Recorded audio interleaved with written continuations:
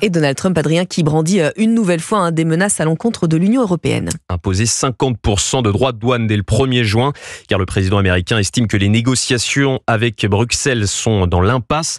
Conséquence, certains chefs d'entreprise craignent de devoir abandonner le marché américain si ces menaces sont mises à exécution. Reportage à Salon de Provence de Stéphane Burgat.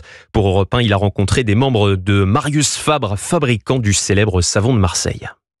Un savoir-faire transmis de génération en génération et qui plaît à la clientèle étrangère, selon Jean-Pierre Denne, le maître savonnier. Là, c'est un chaudron de savon vert. Il y a une partie, pratiquement 70% pour le Japon. Et les 30 autres %, ça va être dispatché dans le reste du monde et dans l'Europe et en France. Aussi pour les États-Unis. Mais avec cette période d'incertitude avec le marché américain, tout reste encore possible, observe la présidente Julie Bousquet-Fabre. Oui, période d'attente. Vous savez, en tant que chef d'entreprise, on est obligé de s'adapter, toujours. Mais si on perd le marché américain, ça ne mettra pas en péril l'entreprise Marius Fabre parce qu'on ne met pas tous nos œufs dans le même panier. Un beau marché néanmoins patiemment tissé entre Boston et Los Angeles et qui a déjà connu d'autres moments difficiles. Vous savez, les États-Unis, on n'est pas la première crise. La crise des subprimes en 2008, nous on avait dû complètement arrêter aussi parce que notre distributeur sur place avait tout simplement mis la clé sous la porte. Mais on pourra faire la même chose, mettre en suspens et reprendre dans 4 ans par exemple, si la politique change. Et chaque année, les exportations américaines représentent plus de 100 000 € de chiffre d'affaires pour la savonnerie Marius Fabre. Salon de Provence, Stéphane Burgat, Europe 1.